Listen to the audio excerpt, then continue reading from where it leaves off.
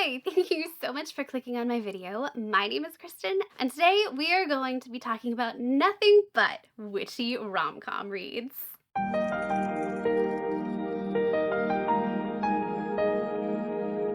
Hi, welcome back to Lit Couture. As I mentioned, if you perhaps watched my last witchy read video, practitioners of witchcraft who worship the goddess separate her into three facets: the maiden, the mother, and the crone. Today, my video is my attempt to give the mother some love. Sort of. Pregnancy tropes are not my fave, okay? So instead, I am taking a look at some wonderful witchy rom-coms. And at the end of the video, I will give you a fun little ranking of which books I think the couples had the most chemistry in. But before we get started, I do feel like I need to give a little shout out to the books that I kind of credit for getting this genre going. This is the Hex and the sequel or companion novel, The Kiss Curse. You've also heard this one talked about to death, The Very Secret Society of Irregular Witches by Sangu Mandana. These are great options if you have not explored the genre yet, but if you have, listen up, I've got some less heard of options for you to enjoy. Let's get the clunker out of the way. This is Witch Please by Anna Guire. This book is about Danica, who's totally a modern witch. She owns the Fix-It Witch electronics shop because her magic is tech-related, and that's what it is for her and her whole family. It's gone down for generations. And she lives in this cute little town in which there is also a bakery called Sugar Daddy's, and that is run by Titus. Titus is just the most perfect man in the whole entire world. He works there with his sister, and he is known as the Cinnaman because his Cinnabuns are just delightful, as are his buns. But in this world, mortals and the magical shall not date. If you tell someone who is non-magical about your powers, they will get turned into an animal and you will lose your powers forever. Just for their family though, not anyone else. Poor Titus, by the way, has been the most unlucky person in love ever. In fact, he's a 30-something-year-old virgin because he's never made it past like the second date. Would you like to know why? And why I have such problems with this book? Well, spoilers ahead. If you don't want to know anymore and why I hated this book, please fast forward to the next one. Go look down at the timestamp below. The magic in this world. How do we have technology witches? This is the magic that has been in her family for generations and generations. I want you to tell me how this magic worked 500 years ago, because all we do is watch her fix sparky electronic things. Timers on ovens, things that don't start, wires, electrical problems, radios, that's it. Never explained, never addressed. Next, Titus, in the first 10-minute conversation that he has with her, he walks back into the bakery, slams the door, and is like, oh my god, that's the girl I'm going to marry, he tells his sister. And in his head, he's like, I'm gonna have 2 children, maybe 5, I haven't decided yet. And then it just proceeds to describe him and his eco-friendly car, even though his friends make fun of him because it's not set up in their town for them to have an eco-friendly car. And it talks about him and describes in great length him taking care of his rescue dog and being like a rescue firefighter and rescuing cats from trees and helping little old ladies, and how perfect and wonderful he is and this great baker. And he gets caught reading a romance novel and oh no, he's blushing, this is so embarrassing, but I'm a man and I can do these things, and then this is how I learn about romance. And please stop, I don't need 40 pages of this, but that's what we got. The main problems I had with this book are concerning consent. The reason that Titus is a virgin is because, spoiler, Danica's mother put a curse on her future soulmate so that he could never have sex with anyone but Danica. She didn't want him to be able to cheat because she'd been hurt in the past and her sister had been hurt in the past. Okay, fine, super. Unfortunately, that means that until he met Danica, he could never have sex. This meant he never ever experienced any kind of intimacy ever in his whole entire life, and he's in his 30s. You're taking away his agency completely. He never has a second date and thinks he's cursed and jinxed and has no self-esteem, no self-respect. He feels like the lowest of the low all the time. If that wasn't bad enough, he can never be told this because he can never find out about magic, and Danica can never tell him, or he'll be turned into an animal. And then when they do finally have sex for the first time, it is in his office chair and he fakes not being a virgin. That is his prerogative, I suppose. But then in his head, as they're going at it, he's like, if I get her pregnant, I'll just marry her. And Danica, meanwhile, who is experienced, is just like, oh my god, I'm sorry. I'm gonna rip my clothes up and rip your pants off. I just have to have you. That's it. She climbs on him like a pole and takes his hardness to be his consent because that's just, he's a guy. So it felt a little, iffy. By the way, she thinks this was the best sex in her life. And meanwhile, he did not fumble, but he also didn't do anything. After the second or third time that they've gone at it, at the end, she's talking to him and says some stuff to him, and he's like, thank you for your feedback. The writing was terrible. There was no chemistry. It was so insta-love. Do not read this book. Read any one of the others I am about to talk about. So the first actual book that I read in this pile was not The Witch You Wed by April Asher. I think this was this one of the Spookopoly books? I am going with a purple theme because half of the books happen to be purple. So this is about Violet Maxwell. She is actually part of a triad, which means she is triplets. And as the first member of the triad, she's supposed to be the most powerful, but no magic. So that sort of became her sister, and her sister is now engaged to the head of all the werewolf clans over in Europe, and he is really pleasant. He's super powerful, and someone needs to form that alliance, and that apparently is going to be her poor sister. They are at the bond announcement, in fact, for her sister and this delightful guy, when Violet bumps into Lincoln Thorne, who's also an alpha wolf shifter and happens to be in charge of the North American wolf shifters. Of course, they have some history, and now she hates him for several reasons. They both need to find mates very, very soon. Violet, there's some law that says that, you know, all witches need to be mated, especially the first witch in a triad, to help bind their superpowers, even though she doesn't have powers. Lincoln needs to show that he is, like, in control and mature and deserves to be in charge of all the North American alphas, so he needs to hurry up and find a mate fast and lock it all down. So they're both like, you know what? Guess we're fake dating until we can find our true mates. I know. You know.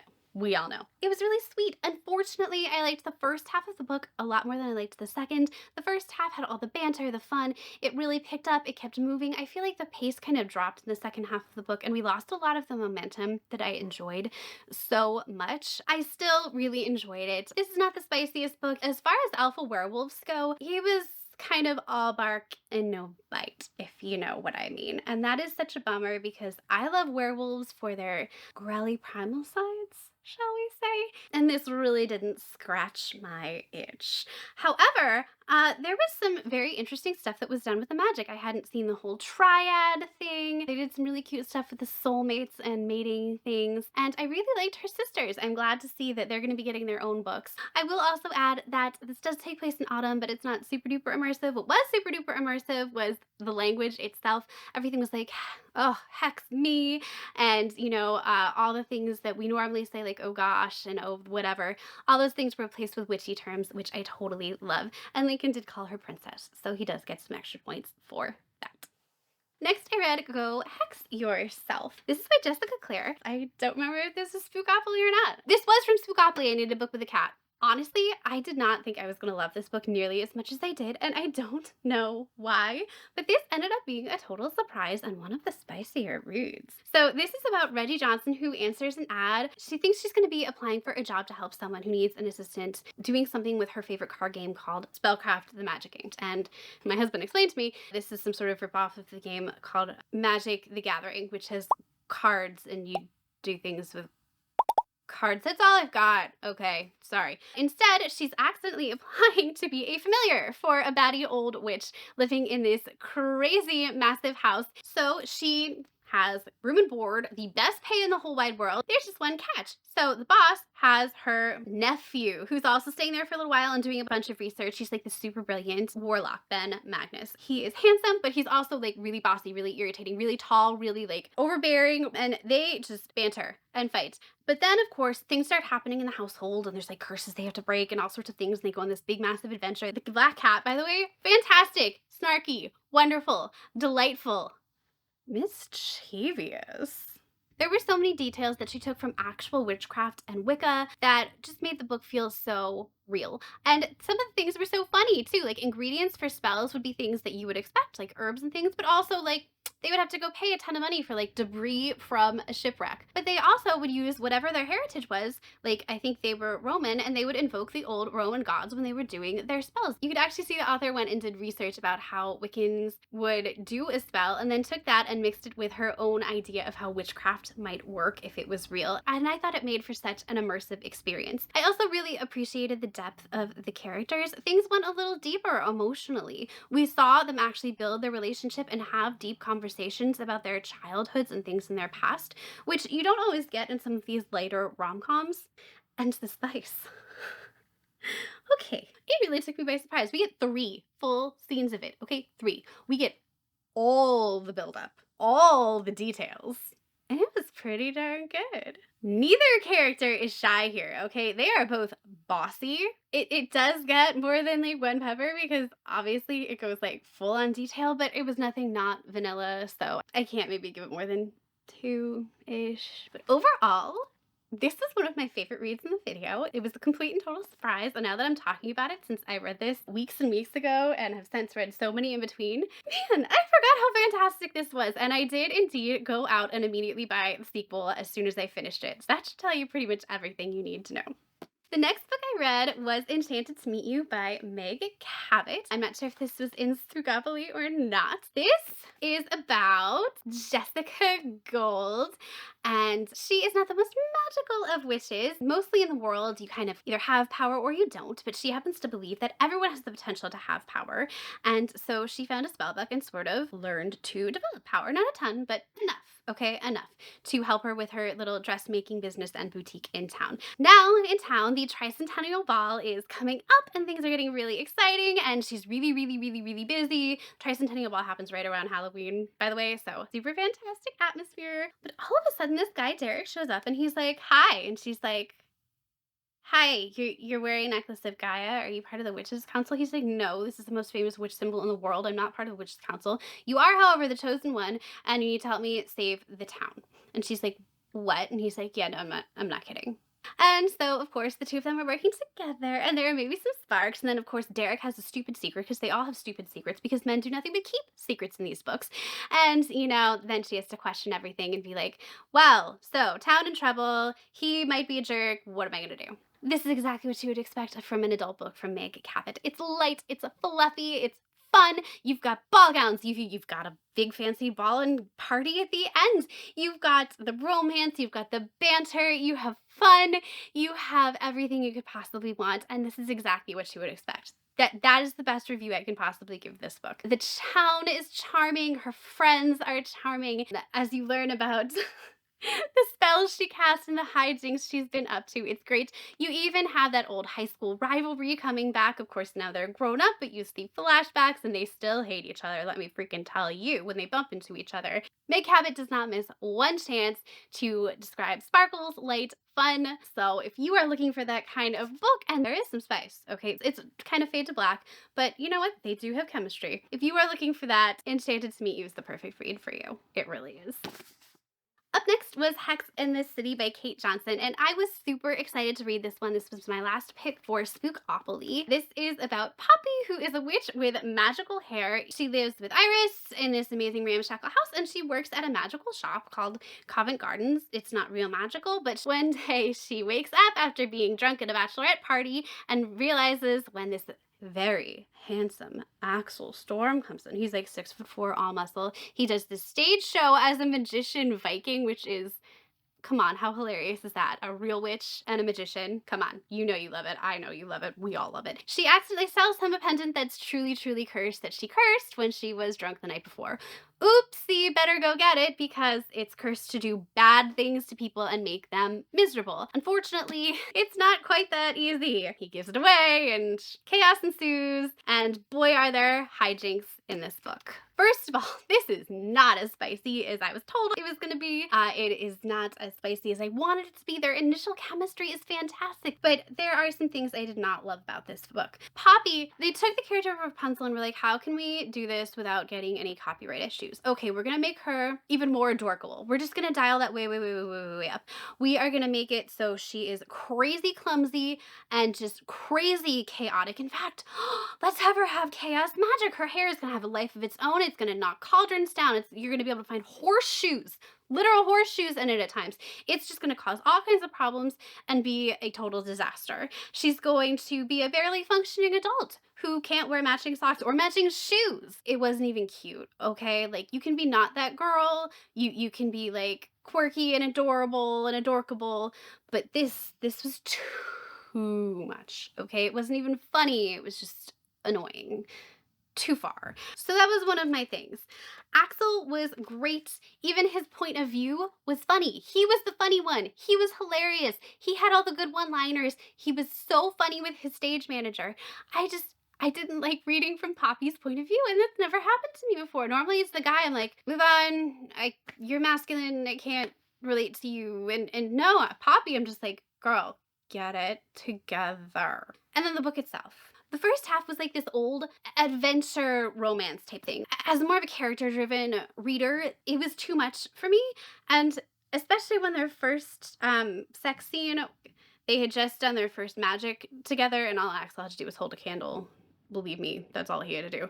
And like they're getting it on in like an old abandoned like subway station underground, and then their sex is so amazing that it like catapults them back in time, and they're in another disaster, and like it wasn't hot and it wasn't fun, and like pick a lane. Even how Poppy like discovers like the truth about her hair and her heritage, all of it reads so like chosen one YA fantasy. If you love YA fantasy, if you love the way it's written, if you love the pace of it, if you love how it's developed, but you want something with a little more grown up like adult relationship, this would probably be an amazing choice for you. I just wanted something that was a little more sophisticated, more spicy, more developed, just more. After that, I read Witcha Gonna Do by Avery Flynn, which was another delightful surprise. This was another book about a witch who comes from a super powerful family who does not have powers. And I am so tired of that trope, but you know what? This one did it in a way that made sense and was refreshing. And so thank you, Avery Flynn. I had a really delightful time. This is about Tilda. Tilda comes from this super powerful family of witches, but she is what's called a null, meaning she, for some inexplicable reason, just has no magic of her own. No worries, she runs the family's witchygram. She keeps getting set up with this guy named Gil Connolly. She describes him literally as Gil the super hot butcher. So she's irritated because she's trying to find true love, and she keeps getting set up with the same guy.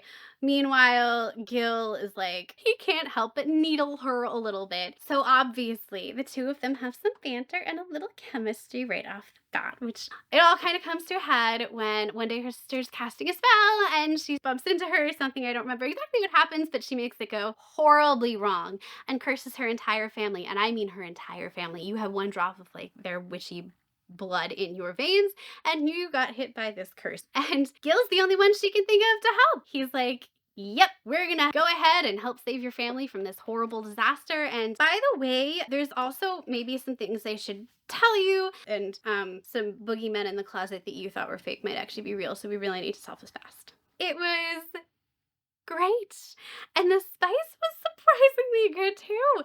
Avery Flynn really delighted me in every single way. Look, I'm not gonna say it's my favorite thing when books take our own lore and then like explain it in their world and give it their own twist, but you know that's my favorite thing. I loved this world. It was so immersive. Every little detail was unique and magical and wonderful and delightful. All of her spells have direct Latin translations that make total sense. I haven't felt this way about a magical world since I read Ella Enchanted when I was a kid. It was a fairy tale, and I was so happy. This couple had some of the best chemistry right from the very first chapter, and the way Gil's magic works, every family, by the way, and every witch has slightly different magic in the way that it functions. His, the way it is currently malfunctioning is physically forcing them together like magnets at times, or getting them shut in rooms together. I'm a one bed trope girly. You better believe I'm like a one garden shed trope girly now, because this was great. It was just such a well-balanced read between the plot and the chemistry and the relationship, and I just have nothing to say for this book really except praise. So really well done, Avery Flynn, and the setups are definitely coming for future books. I hope there better be, because I want more. This is definitely spookopoly. Next up, I read Witchful Thinking by Celestine Martin. And if there was a surprise in this bunch, okay, it was absolutely this book. Did not see it coming. Wow. This is about Lucinda, who lives in Freya Grove, and it is down the Jersey Shore, so of course I was like insta love. And Freya Grove is a completely little kind of self-contained magical town. Like there's magical beings who wander around.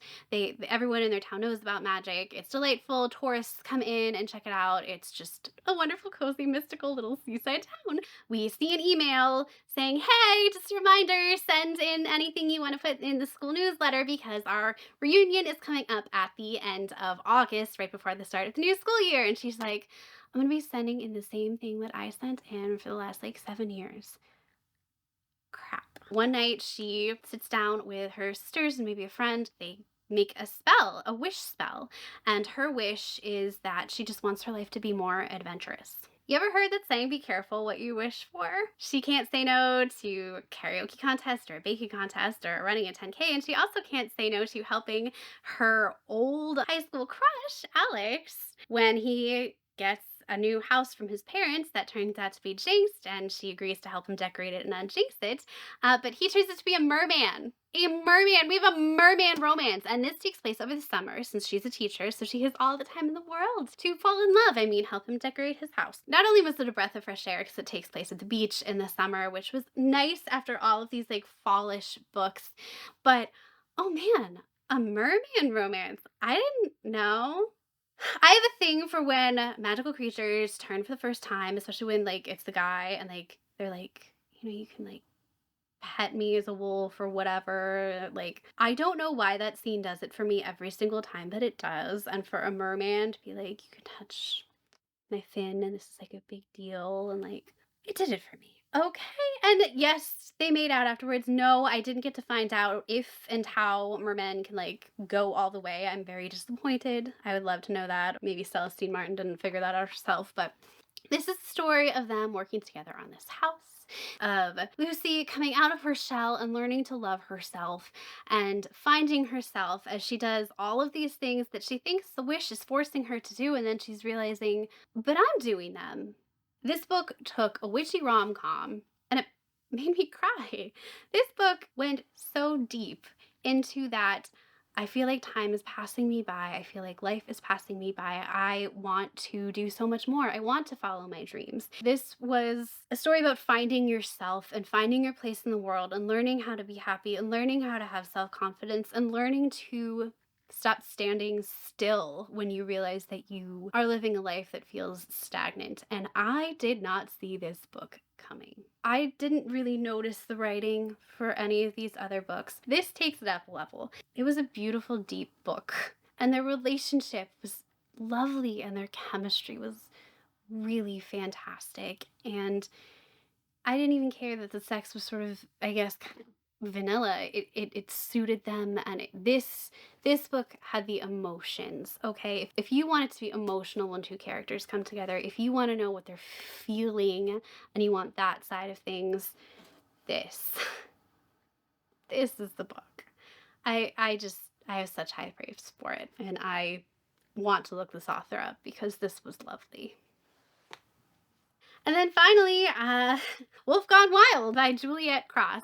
And I thought this was just going to be another cute witchy rom-com, and instead I think we crossed possibly over to Smutland because this was much more focused on the romantic relationship than the magic. Ooh, okay! This reminded me why wolf shifters are just...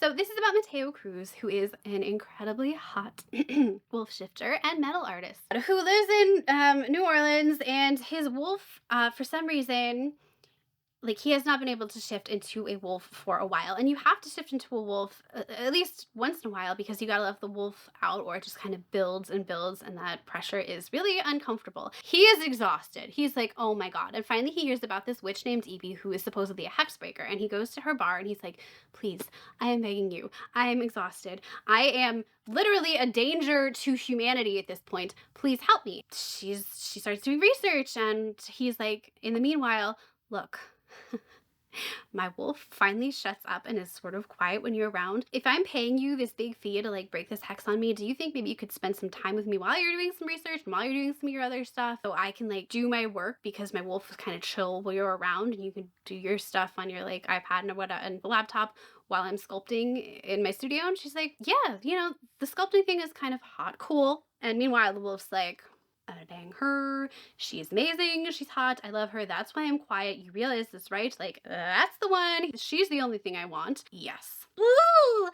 This, you guys, this was, yes, maybe crossing the line a little bit over to smut, but not in a bad way. I swear to God, there's a scene where they don't even do anything, okay? He literally is pressed up against her, and his wolf is like, who's named Alpha, like has sort of taken over him at that point, and he literally is just pressed up against her and pulls her head back with her ponytail.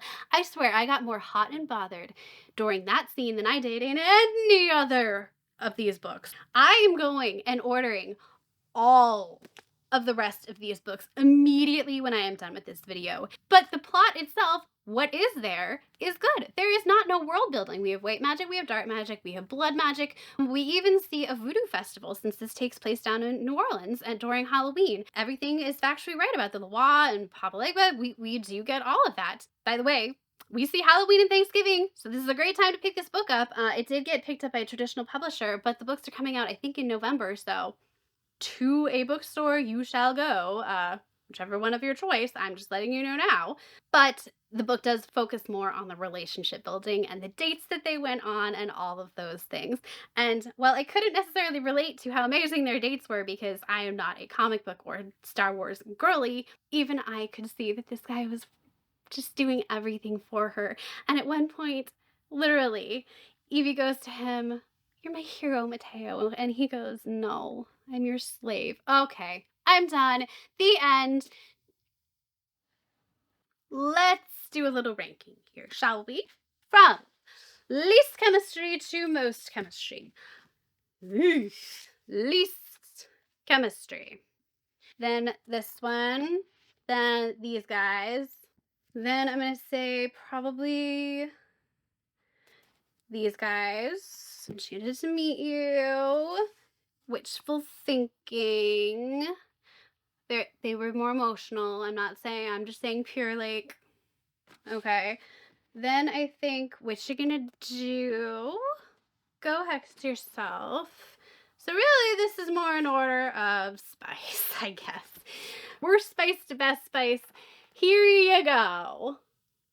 And for an honorable mention, although I did not read it this year and this video is specifically for books that I read this year, I do want to mention Payback's a Witch. This is by Lana Harper, by the way. This is a sapphic romance in which two witches decide that they're going to get together to get revenge on a mutual ex. And it is delightful. It takes place just around Halloween. The writing is great. The chemistry is great because you're kind of like, are they, aren't they at first? And yes, yes, yes. I have to say I loved the magic in this one. It was really unique. You have kind of a competition thing going on, which is so much fun to watch. And yes, there are different events throughout the competition. So if you enjoy that kind of thing, this is a great one for you. But that is it for me. I hope you enjoyed this video. Please let me know down below which kind of pairing you like best. Which werewolf, which witch, which merman, which vampire, which and something else. Let me know. I am super duper curious. I'm about to read The Coven, which is which vampire, but that really didn't fit the cute witchy rom-com vibe at all. Apparently, that's feeling a little spooky ooky to me. So good luck to me with that one. I hope I don't have nightmares. But I will let you get back to your book. I hope you're having a wonderful October and enjoying all of your spooktacular reads. I'll see you next time. Bye.